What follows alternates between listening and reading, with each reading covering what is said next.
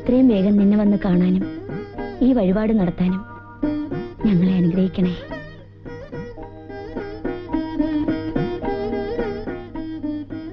അക്കുത്തി കുത്താന വരമ്പത്തരണ കുത്തു കരിങ്കുത്ത് കളിക്കുക കൊള്ളാം.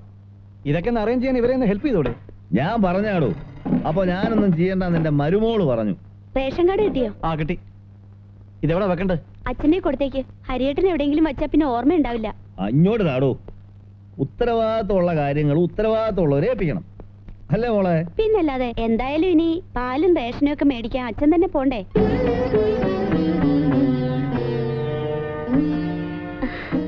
ആ നേരത്ത് പിന്നെ അവിടെ എവിടെയും കിടന്ന് തപ്പണ്ടല്ലോ. ആ മുത്തച്ഛന്റെ കയ്യും കാലും തളർന്നടാ. ചെന്ന് നിന്റെ അച്ഛനോട് ആട്ടാൻ പറ. നീ എന്തൊക്കെയാ കാണിച്ചിരിക്കുന്നത്? എന്താ ഉള്ള പെട്ടിയും പ്രമാണമൊക്കെ നമ്മുടെ പുറകിൽ വെച്ചിരിക്കുന്നത്? പിന്നല്ലാതെ റോഡിൽ കൊണ്ടുപോയി ഇടാൻ പറ്റുമോ? റോഡിലോ കാട്ടിലോ ഒന്നും എനിക്കറിയേണ്ട കാര്യമില്ല. തട്ടുമുട്ട് സാധനങ്ങളൊന്നും എന്റെ പുറമെ വെക്കാൻ പറ്റില്ല. ചേടാ, 2-3 ലക്ഷം രൂപ മുടക്കി വീട് പണിഞ്ഞിട്ട് സ്വസ്ഥമായിട്ടൊന്ന് കിടക്കാൻ പറ്റില്ല എന്ന് വെച്ചാ? പിന്നെ എവിടെ ഇടാനാ? അച്ഛന്റെ അമ്മയുടെ മുറിയിലോ? അവിടെ അതിനു വേണ്ടിയുള്ള സ്ഥലമൊന്നുമില്ല. അച്ഛന്റെ അമ്മയുടെയും കട്ടിലും അലമാരയും പിന്നെ എന്റെ മേശയും പെട്ടിയും ഒക്കെ കൂടി ഇട്ടാ പിന്നെ നിന്ന് തിരിയാൻ സ്ഥലമില്ല. എന്തിനാ ഇങ്ങനെ കിടന്ന് ബഹളം വെക്കണേ? ഒരു പണി ചെയ്യാൻ ശ്യാമളെ, ഞങ്ങളുടെ കട്ടിലഴിച്ച് മോളിലെങ്ങാനും കയറ്റി വെക്കാം.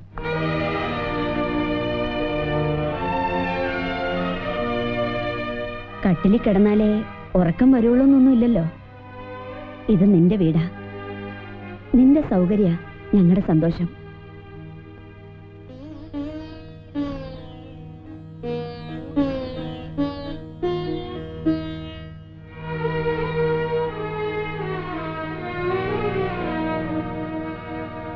ഓ മേന്നെ, എന്താ മുഖത്തിനൊരു വല്ലായ്മ?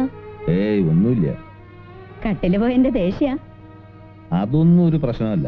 പിന്നെന്താ, വെളുപ്പാങ്കാലത്ത് പാല് വാങ്ങിക്കാൻ പോണോന്ന് പറഞ്ഞതുകൊണ്ടാ? അതത്ര കാര്യാക്കാനുണ്ടോ? വേറെ ആരാ ഉള്ളത്? ജോലി കഴിഞ്ഞു വന്ന് തളർന്നു കിടക്കണ അവനെ വെളുപ്പിനെ ബുദ്ധിമുട്ടിക്കണേ ശരിയാണോ? പിന്നെ ശ്യാമളയോ രാധികയോ പോണം. വെളുപ്പിനെ അവരെ നമുക്ക് വിടാൻ പറ്റുമോ? ഇല്ലെങ്കിൽ പിന്നെ ഞാൻ പോണം. അതിന് മേനൻ സമ്മതിക്കോ? പുറകെ മേനും വരും. അപ്പൊ പിന്നെ ഏതാ നല്ലത്? കുട്ടികളുടെ സൗകര്യല്ലേ നമ്മുടെ സന്തോഷം. വരൂ, വന്ന് ഊണ് കഴിക്കൂ. വേണ്ട, ഞാൻ ഒറ്റയ്ക്ക് കഴിച്ചോളാം. എല്ലാരും കൂടി ഒരുമിച്ചിരുന്ന് കഴിക്കാന്ന് ശ്യാമള പറഞ്ഞു. ശ്യാമളെ? ഇവിടിപ്പോ ശ്യാമളയാണോ തീരുമാനങ്ങൾ എടുക്കണത്? നീയായിരുന്നല്ലോ തറവാട്ടമ്മ. ഇതവരുടെ വീടല്ലേ. ഓ, അപ്പൊ പാർവതി മന്ദിരം ഒന്ന് പേരിട്ടിരിക്കണത് തന്നെ സോപ്പിടാൻ വേണ്ടി മാത്രല്ലേ? വെറുതെ ഓരോന്ന് കൽപ്പിച്ചു കൂട്ടുക. ആ പോട്ടെ, അതിലൊന്നും എനിക്ക് വിഷമില്ല പാർവതി. പക്ഷെ ഈ റേഷൻ കാർഡിൽ ഇങ്ങനെ ചതി കാണിക്കേണ്ടിയിരുന്നില്ല. എന്താ? കുടുംബനാഥൻ എന്നുള്ള സ്ഥലത്ത് എന്റെ പേരല്ലേ എഴുതേണ്ടിയിരുന്നത്? അതിപ്പോ താഴോട്ടിറങ്ങി.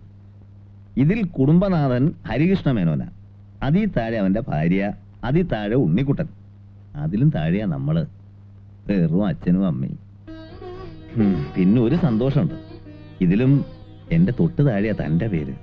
ഇതാ നോക്ക്. വരൂ, നമുക്ക് ഓർക്കിഡിന്റെ 2-3 വെറൈറ്റി വാങ്ങിക്കണം. ആ മേരി തോമസിന്റെ വീട്ടിൽ എന്തുമാത്രം വെറൈറ്റിയാ ഉള്ളതെന്നറിയോ? ഓർക്കിഡ് ഇപ്പൊ എന്താ വിലയെന്ന് നിനക്കറിയോ?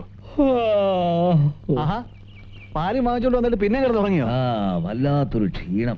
അതിങ്ങനെ വെറുതെ ഇവിടെ കുത്തിയിരിക്കുന്നുണ്ടാ? ഉണ്ണി വീഴും. ചെന്ന് കുളിക്കുണ്ണി. എണ്ണ തേക്കാൻ സമ്മതിക്കണില്ല കേട്ടോ. ചെല്ലു മക്കളെ.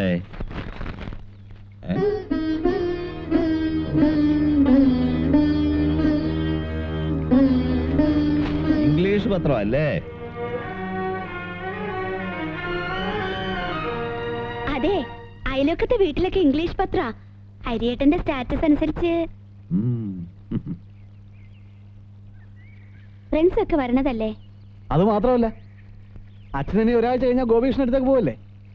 പത്രക്കാരനോട് ചോദിക്കാഞ്ഞിട്ടല്ല, ഇടവിട്ട് മലയാള പത്രം ഇടാൻ അവന് ബുദ്ധിമുട്ടാണത്രേ. ഞാനാണെങ്കിൽ പത്രം വായിക്കാറില്ല.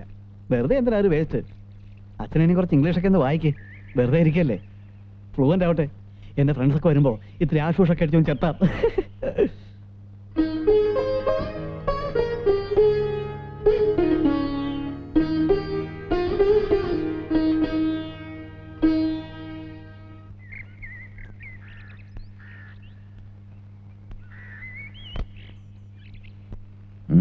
കൃഷ്ണമായ നിവാസ്. ഉം. ഉം. മേലെ പുരയ്ക്കൽ എന്ന് വെച്ചാൽ ഒരു തറവാടുത്തില്ല ഉണ്ടോ? ടൗൺ അല്ലേ? ഇതാ ടൗണിൽ തറവാടുത്താൻ പാടില്ല എന്നുണ്ടോ? അതല്ല, നമ്മുടെ പട്ടിക്കാട്ടിലെ പോലെയാണോ? മേലേപ്പുരയ്ക്കലെന്ന് പറഞ്ഞ ഒരു പരിഷ്കാരം ഇല്ല എന്ന് തോന്നിയിട്ടുണ്ടാവും കുട്ടികൾക്ക്. ചന്ദ്രശേഖര മേനോൻ, പാർവതി അമ്മ എന്നൊക്കെയുള്ള പേരും ഇനി പരിഷ്കരിക്കേണ്ടി വരുവോ ആവോ.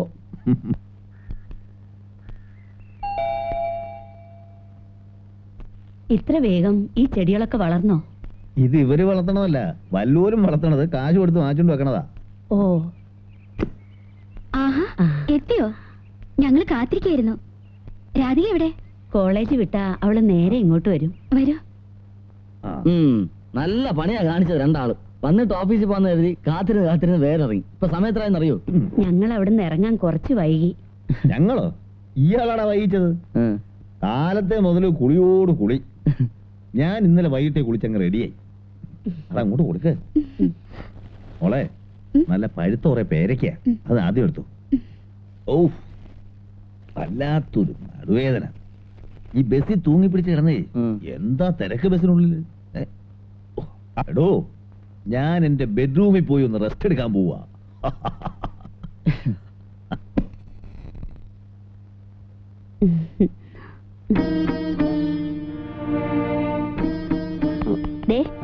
ഗോപിയുടെ അച്ഛനും അമ്മയും വന്നേക്കണ്.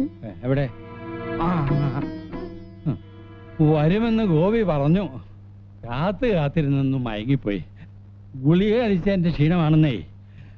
സുഖല്ലേ മേന്നെ? അതെ, പരമസുഖ. മായയും ഗോപിയും കൂടെ വന്ന് വിളിച്ചപ്പോ വീട് അടച്ചു പൂട്ടി ഞങ്ങൾ ഇങ്ങു പോന്നു അല്ലേ? സുഖമില്ല, ശ്വാസം മുട്ടലുണ്ടേ. ഇവിടെ ആകുമ്പോ നല്ല ഡോക്ടർമാരാരെങ്കിലും കാണിക്കാന്ന് മായ പറഞ്ഞു. അതുമല്ല, വയസ്സാങ്കാലത്തിന് മരുമോ നോക്കില്ലെന്ന് വെച്ചാ മേലേപ്പുരയ്ക്കൽ ആർക്കല്ല അച്ഛൻ എന്റെ നാണക്കേട്. തീർച്ചയായിട്ടും അച്ഛന് ലോകവിവരം ഉള്ളതുകൊണ്ട് കാര്യങ്ങൾ പറഞ്ഞാൽ മനസ്സിലാവും. അതുകൊണ്ട് ഞങ്ങൾക്ക് സമ്മതിച്ചു. നന്നായി. ഞാൻ പറഞ്ഞില്ലേ അച്ഛൻ എതിരൊന്നും പറയില്ലാന്ന്. അച്ഛൻ വല്ല ബഹളം ഉണ്ടാക്കുമെന്ന് പറഞ്ഞ് പേടിച്ചിരിക്കായിരുന്നു ഗോപിയേട്ടൻ. ഇപ്പഴെന്തായി? മോനാന്ന് പറഞ്ഞിട്ട് ഒരു കാര്യമില്ലെന്നേ. 1.5 കൊല്ലം ആയില്ലെങ്കിലും അച്ഛന്റെ മനസ്സ് ഞാൻ മനസ്സിലാക്കിയെടുത്തോളം ഗോപിയേട്ടൻ അറിയില്ല അല്ലേ അച്ഛാ? പിന്നെ ഒരു കണ്ടീഷൻ ഞാൻ പറഞ്ഞിട്ടുണ്ട്. മുറിയിൽ നിന്ന് പുറത്തിറങ്ങി ഹാളിൽ കിടക്കുന്ന അച്ഛനും അമ്മയ്ക്ക് എന്തെങ്കിലും ശല്യം ഉണ്ടാക്കിയ അപ്പ ഞാൻ പറഞ്ഞുവിടും.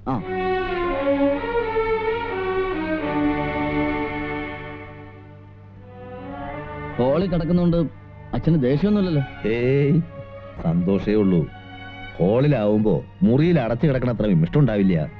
ഓടിക്കളിക്കാനുള്ള സ്ഥലമുണ്ടല്ലോ. വേണമെങ്കിൽ ഇടയ്ക്കിടയ്ക്ക് രണ്ടാൾക്കും കൂടി ഒരു തിരുവാതിര കളിയാവാം. എന്താ?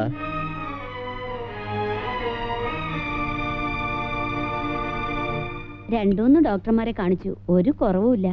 ഓഹോ, നിങ്ങളുടെ മുറിയിൽ നിന്ന് കുമുകുമാന്ന് പുകവരണോ? വല്ല തിരിയും കത്തിച്ച് വെച്ചിട്ടുണ്ടോ? നോക്കി. ഗോപി ഉണ്ടല്ലോ മുറിയില്. ഓഹോ, എന്നിട്ടൊരു അനക്കമില്ലല്ലോ. വാതിലും കുറ്റിട്ടിടന്ന് ഉറങ്ങാവും കുമ്പാർണൻ. ഞാൻ നോക്കാം. അച്ഛനോട് നിന്നു, ഞാൻ നോക്കിക്കോളാം. ഗോപിയേട്ടാ, ഗോപിയേട്ടാ, ഗോപിയേട്ടാ. എന്താ? ഒരാഴ്ച കുശാലായിട്ട് പുകച്ച് ഊതിയതല്ലേ, ഇനിയും നിർത്താറായില്ലേ? എന്താ പോകാന്ന് അച്ഛൻ ചോദിക്കുക. എന്തൊരു കഷ്ടമായത്. 4 ലക്ഷം രൂപ മുടക്കി വീട് പണിഞ്ഞിട്ട് സ്വാതന്ത്ര്യമായിട്ട് സേർട്ട് വിളിക്കാൻ പറ്റില്ല അച്ഛാ. അച്ഛൻ എന്തിനാ തീയും പോകാൻ അന്വേഷിച്ച് നടക്കണേ? വയസ്സാലത്തോടെ രാമായണം വായിച്ചിരിക്കാനുള്ളതിന് വെറുതെ ശല്യം ഉണ്ടാക്കാനായിട്ട്.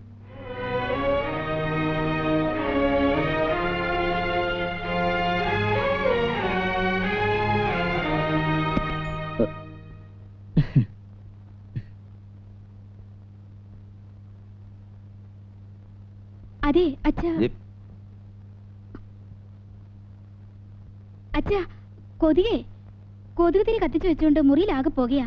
എന്ന് വെച്ച് കത്തിക്കാതിരിക്കാൻ പറ്റില്ലല്ലോ. ഏയ് പറ്റില്ല. 4-5 ലക്ഷം രൂപ മുടക്കി സ്വന്തമായിട്ട് വീട് വെച്ചിട്ട് പിന്നെ കൊതുവിനെ പേടിച്ച് ഓടാൻ പറ്റുമോ? മോളെ, സകല മുറിയിലും കൊതുക് തിരി കത്തിച്ച് വെക്കാൻ പറയാം അവനോട്. ശരിക്ക് പോച്ചാ പിന്നെ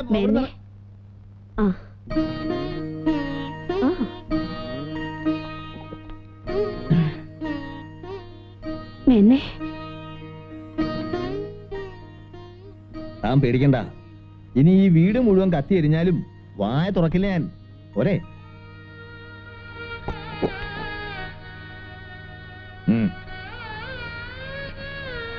ഉം.